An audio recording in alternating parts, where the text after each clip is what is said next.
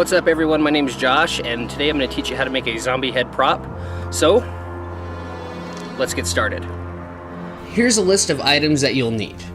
A styrofoam head, Dremel tool, black acrylic paint, painter's caulk, water, a mixing container, 2 paint brushes, a bag of cotton balls, wood stain, and latex gloves. This is a messy project, so you're really going to want those latex gloves. Now, let's get started.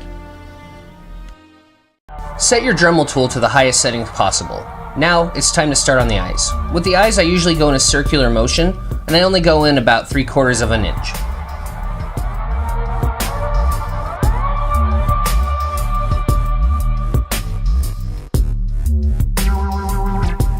Don't worry if you screw up or go too big on one of them, it just gives your prop more character.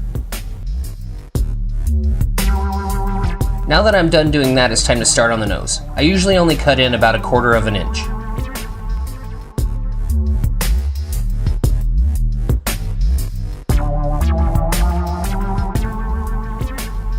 When it's time to work on the mouth, the first thing I do is I trace where the mouth is going to be, and then I go in about 1/2 an inch.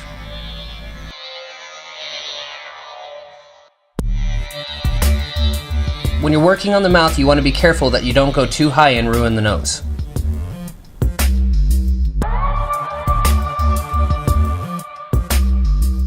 For some reason, when you work on these props, they just look better when they have a devious smile on their faces.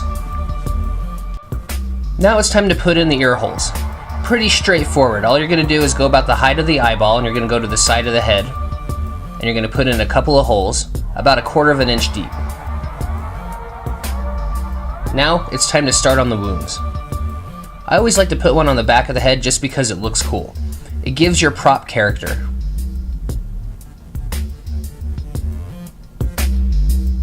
I usually go between 1/2 an inch to 3/4 of an inch deep on this back wound. You can decide how big you want to make it. I also like to put wounds on the front by the temple and also one on the top of the head. I don't go too deep on those. I usually go in maybe 1/2 of an inch. Now that we have all of those done, it's time to put a hole underneath the jaw. This gives your prop a little bit of character, and if you want, you actually can cut all the way up into there where you can see down into the throat from the mouth. I do that a little bit here.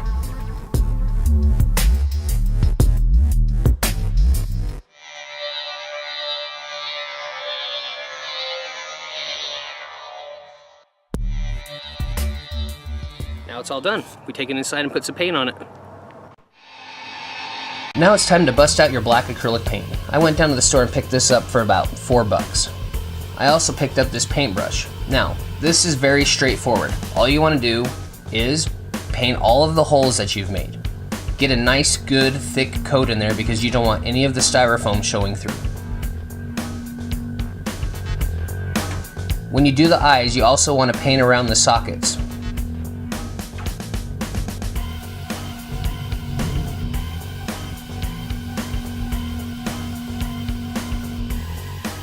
If you notice, I'm fast forwarding through here. All in all, this whole project took me about 15 minutes to paint. Pretty simple thing to do. I used to use spray paint, but it ate away at the styrofoam so bad that I was losing way too many projects.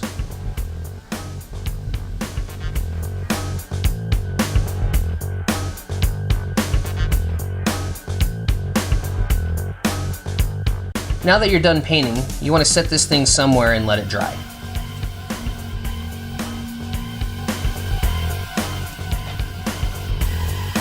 Now that your paint's dry, it's time to start prepping for the rest of the project. This is where we're going to start having fun and putting on the gore makeup. So first thing you want to do is unroll about 10 to 15 cotton balls just like this and have them ready. You're going to need a paintbrush for this part. You're also going to need some all-purpose painter's acrylic latex caulk. It doesn't matter if it's the clear or the white, it's going to get painted over anyways. And you're going to need a container to dump everything into, plus a little bit of water, and a spoon to mix it all up with. Now it's time to mix up our painter's caulk with the water. So first thing you want to do is put a bunch of the caulk inside of your mixing container. And then you're gonna add just a little bit of water, and you're gonna mix it all together. Sometimes people like to use ammonia to do this, but using ammonia, you can't actually do this inside your house. The smell is too strong, so I always use water.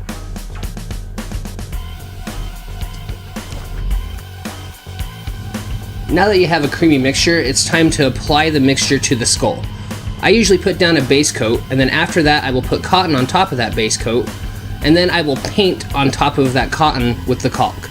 This is where you're going to get your texture for your skull, and all we're doing right now is we're putting down a base. Now it's time to put on the cotton. You're going to spread it out like so, and then lay it down on top of the skull. After you've laid it on the skull where you want it, you're going to dip your brush into your mixture and then apply it to the top. This is the messy part of this project. Your hands are going to get dirty, the cotton's going to stick to your brush, it's a pain in the butt. But with that being said, all those lumps that you see, they give it a lot of character and it makes it look really cool.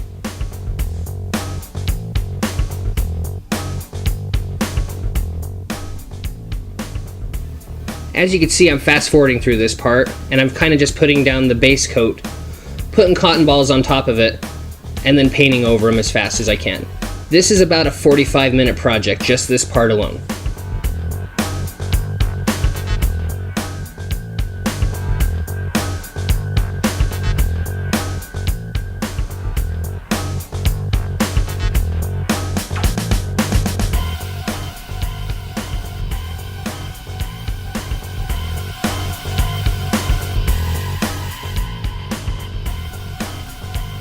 Now that I got a lot of cotton laid down, I'm just going to paint over it. This is actually the fastest way to do it.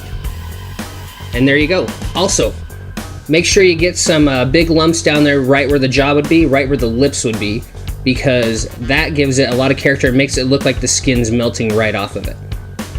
We're going to let it dry for about 15 minutes, and then we're going to come back and do the next layer of material. So okay, it's been 15 minutes. I put some gloves on this time because my hands are so pretty I don't want them to chap. Also, I'm going to be painting this caulk all over this cotton right here, and I just felt that would be better. So this is where I'm using my gloves. You'll also use latex gloves later in this video when you put down the wood stain. But you see, I painted that cotton, and now I'm just kind of saturating it right now. I'm going to spread it out, and then I'm going to lay it on top of the prop to give it that falling off skin look. This corpse has been in the box for a very long time. That's what I'm trying to do here. Trying to make it look like. And so I'm just going to drape that skin on there and push down on it lightly to make it stick to the material underneath it. And it gives it a really cool stretched skin effect. Like, look at how neat that is coming over the top of that hole right there. I'm going to go through and real quick going to fast forward, and you're just going to see me as I lay down saturated cotton on top of this project. And this is your chance to be artistic. You can lay it down however you want. I always like to kind of lay them off the jaw. I have a bunch going over the eyes like that, kind of draped over the nose. I want it to look like this thing has been underground for a very long time.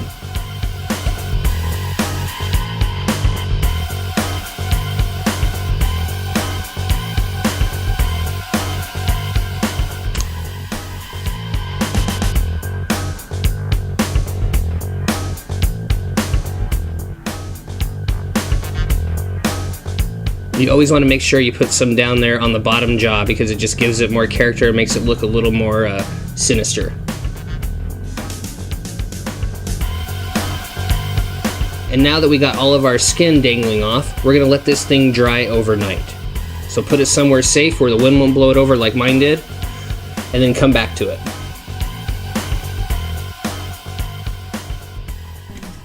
Boo! Hey, it looks pretty cool, doesn't it? That's after one night of drying out, and all the water that was in there, it's all gone, it's all evaporated away, and it's left behind this pretty sweet texture. You see I got a little bit of brown back there. It's because the wind blew this skull over right into the sand, and yeah, that was fun. So anyways, now you want to get your wood stain. I'm using a cherry wood stain for the first time ever, and that's the brush I was using earlier, but I cleaned it off.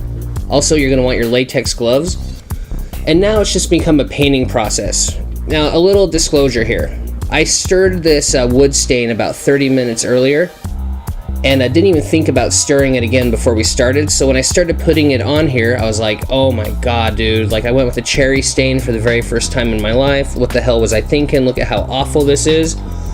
Only as we get into the project do I realize that it had separated again. But it's gonna give it a super, super awesome gory effect here in a second.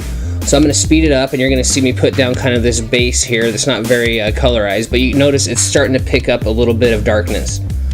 Only on this, I believe it's right here, I start dipping in and start noticing that I wasn't getting deep enough into the mixture. And there we go. You see I'm starting to get into that cherry wood stain, and it is awesome. I have never had this effect before, and this is how I'm going to do it from now on. I'm just never going to stir my mixture ever again. I'm not saying that you shouldn't stir your mixture, but this gave me a really awesome effect. And as I had said earlier, I'd never used a cherry wood before.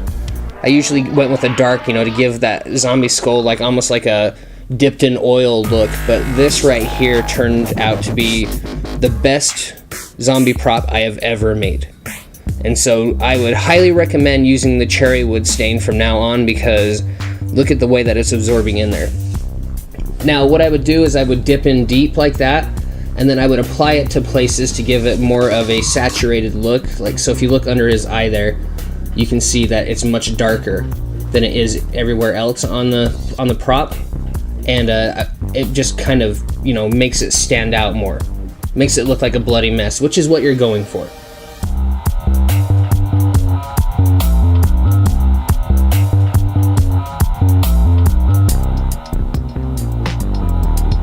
So there you go. You have it sitting there, you're gonna let it dry, and we're gonna cut to the following day, and look at that thing. It is gorgeous.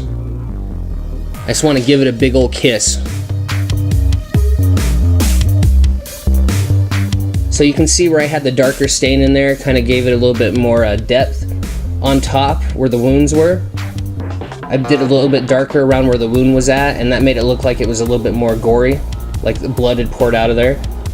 And I am very happy with this thing. So if you enjoyed this video, and if you make any of these props, I would love to see a picture of them. Just shoot me a message here on YouTube. And yeah, man, because I would love to see how you make your props. So if you like the video, please give it a like. Please subscribe to my channel. And be sure to check me out every Halloween for more ways to make props for your home haunts.